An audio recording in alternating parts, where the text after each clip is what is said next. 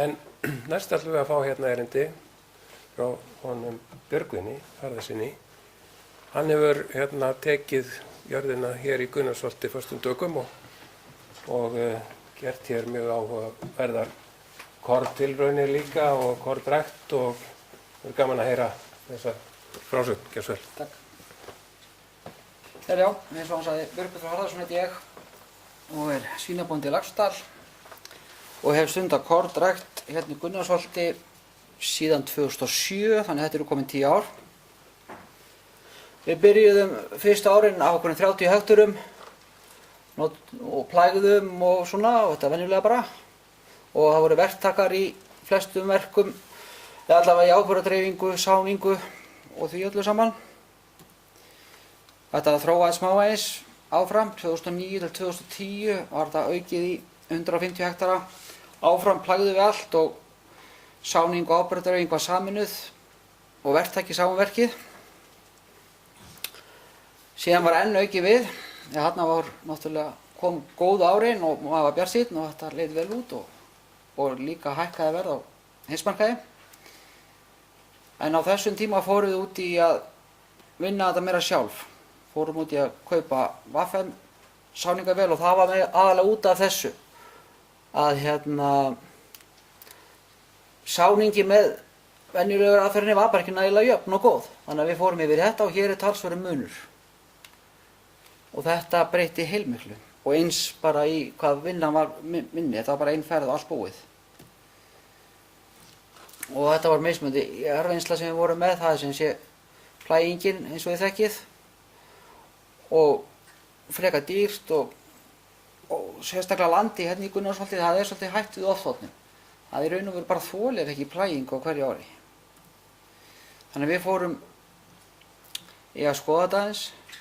Þetta er hérna sáðvélin, sáði í plægt land og hérna gerðum við tilraunir með þetta, fórum að plóherfa. Þetta er sáning í plóherfaland, þá er það bara herfa lítillega og plægt í það. Eða sáði í það. Og svo fórum við líka að prófa þetta og þetta er bein sáning.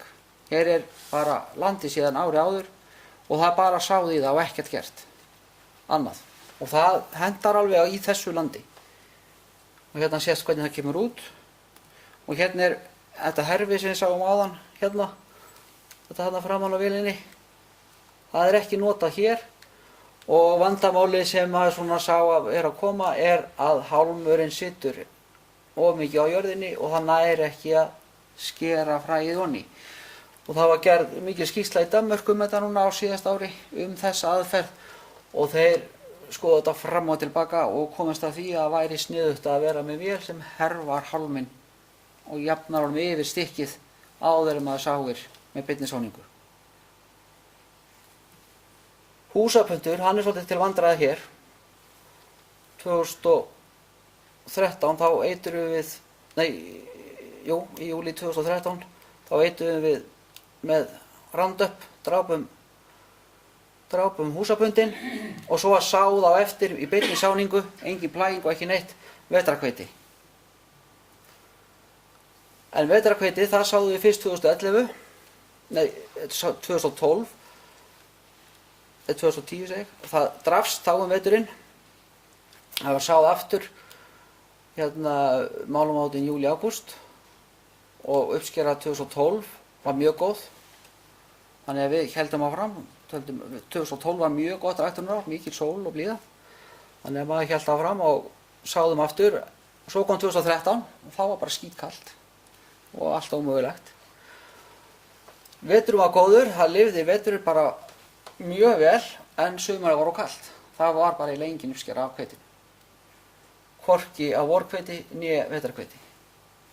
Og byggið var líka lélegt. Hérna sjáum við vetrarhveitið. Þetta er þessi sáningin, beina sáningin. Og svo er vetrarhveitið hérna mitt sumar. Lítur bara mjög vel út. Og þetta var fín uppskera þessu stykki. Þetta var líklega 2014 sem þetta var uppskorið. En eftir þessum árin liðu þá fór maður að sjá að það vantaði svona skiptiræktun. Og á sama tíma var mikið verið að skoða þessa olíujurtir og við fórum að skoða það líka. Og við byrjuðum hérna 2012 að setja, 2011 sáðum við repju, vetrarrepju, 1 stykki og það lifði ágætlega og 2012 skárum við vetrarrepju, fín uppskera, prófum það aftur og það gekk ekki, hún dó bara veturinn, hún ekki eins vetrarþolin og hveitið. Þannig að við fórum í nepjuna og erum að rækta hann á hverju ári, nepju í svona 30 til 40 hekturum og það sáð að vori og uppskorað hausti og þetta notuðu allt í svínafóðrið. Bara heil repja með olíunni og hratinu og hún möluð þannig að við opnum hana og þá nýtist hún alveg fullkomlega. 2012 þá prófum við rú, hann er frekar hávaxinn, en þetta var svona bara til að prófa, sjá hvað kemur út úr þessu og þetta óx bara vel og lifir veturinn mjög vel. Að skríða kannski mánaðamótin maí, júní og svo eins og bara gerist ekkert meir. Allavega ekki nema bara það vex upp. Og það beið og beið en þetta frjóvgaðist og það komu fræ og við prófum að búa til rúgbrauð sem var hægt að nota sem stein. Og svona eitt og annað, en þetta endaði nú í svínafóðri sko. Þetta hefur ekki kannski alveg þessa bökunareiginleika eins og annars staðar. Svo prófum við annað, bóghveiti. Þetta var í umræðinu þegar allir voru að tala glútenlaust. Þetta er glútenlaust hveiti, jurt er skylt rabarbara og er ræktað í Finnlandi. Þetta er finnskt yrki sem við fengum með krókaleiðum í gegnum Finnboga í Jötuvélum. Og það einhverjir skrýtnir kallar í Finnlandi sem ræktaði þetta. Við fengum þetta náttúrulega allt og seint, sáðum þessu í of þurru veðri, þannig að þetta spíraði ekki nægilega vel og þetta náði ekki þroska, en þetta kom blóm á þetta og það var fræmyndun, en í fyrstu frostum þá deyr þetta. Það er ekkert frostþol. En þetta er vinsæl planta, eða mjölið úr sig vinsælt í Rússlandi. Þeir borða töluvert af svona pönnukökum búnum til úr þessu. En ástæðan fyrir að ég var líka að skoða þetta er að þetta er mjög góð planta í endurræktun og ræturnar eru svona stofnbrot sem vex niður og þetta er sagt að losi fósfor sem er fastur í jarðvegi. Þannig að það var nú það sem að var að pæla í. Svo prófum við hérna skjólsá með byggi og setja vallaflokksgras og rauðsmára með. Það er hérna. Það var líka bara til að bæta landið og auka rauninni gæði þess þegar maður fær í næst í það. Og meiningin er sko að rækta kannski rauðsmáran í nokkur ár og taka svo fyrsta slátt, plæja þetta og setja vetrarhveiti. Hérna er rauðsmárinn, þetta sama stykki rétt fyrir slátt 2016 og hann er ágætlega lifandi. Hérna sést hann hvernig rauðsmárinn er núna í sumar.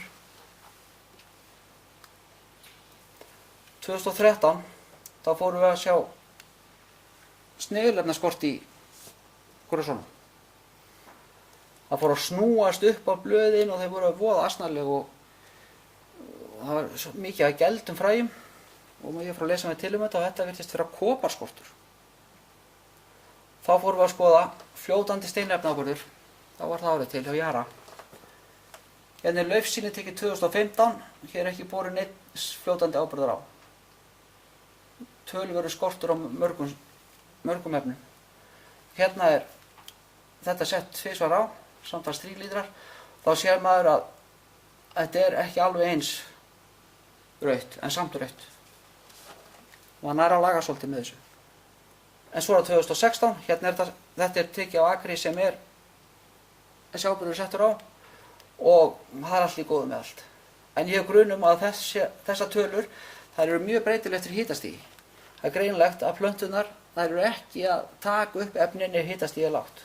Þetta var frekar kalt 2015, þetta var heitt, það er allur annar stað á þessu. En þetta er áburður sem við notum alltaf og sérstaklega á þessu landi sem fær aldrei búfjáráburð. Það verður að tryggja það að það fái þessi efni hér, því að þetta fer allt í burtu með uppskerinni. Og svo vorum við að lenda í þessu, búin að rækta hana í 7 ár, alltaf í sama landi og maður sá alveg hvað var að gerast. Illgresið var alveg að vaða upp Augnflekkurinn var komin vel á skrið 2014, heitt og blautt ár, þannig að þetta var alveg ídeal ár fyrir öll þessi vandræði, þannig að það var drifið í því að sjá hvað þetta var að gera. Og það er Tilt og Express er efni sem eru leyfð hér á landi. Tilt er efni gegn augnflekk hérna og Express er á illgresið. Og svo fórum við að skoða hvað það myndi gera. Hérna er búið að úða með Tilt-efninu og ég sjá á munin. Þannig að það var greinilegt að þetta skipti öllu máli og þetta er núna gert á hverju ári. Og illgreseitrið Express, það var orðið nauðsynlegt þegar maður var komin í repjuna. Hérna sjáum við hvað gerist, hérna er ég búinn að úða. Þetta er sem sé kornakur árið eftir nepjuakur. Og það fellur mikið af fræ á jörðina sem spíra svo árið eftir. Og hérna var Express, hér fór ekki neitt og það er bara gult. Þannig að það er greinilegt að hér verður ekki mikið uppsker á korni, kannski meira á repju. Þannig að Express er nauðsynlegt í þessu.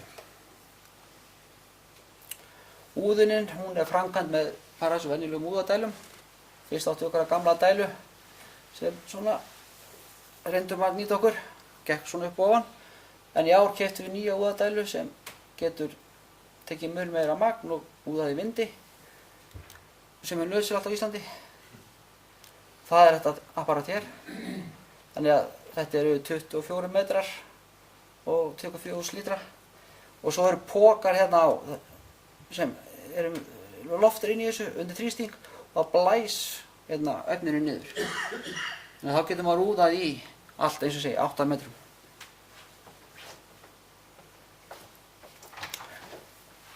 Hvenær úðum við? Það er þegar sprótamyndin okkur mást að stað, er kallað ellendis T1 og það er þessi 3 efni. Og seinni ferð þegar fánablaðið er komið, viljum fá sveppaeitrið á fánablaðið til að verja það og fljótandi áburðinn líka. Er að velta fyrir mig hvort ég geri einu sinni hérna á undan þegar bara þetta er rétt að byrja til að koma meiri áburði á, sem sé fljótandi áburði. Eftir að prófa það. Í sáningu þá setjum við hjólfur í agrana til að hérna vera ekki að bæla niður þar sem hérna þegar maður er að keyra með úðadæluna, því að það verður til vandræði í þreskingunni. Það voru komið græn grös sem hérna skemma fyrir þurrkurinn og þreskingunni líka. Og eins veit maður þá hvar maður er í úðurinni. Maður fær ekki út um allt. Ok. Þetta er svona bara hardsöðið. Takk fyrir.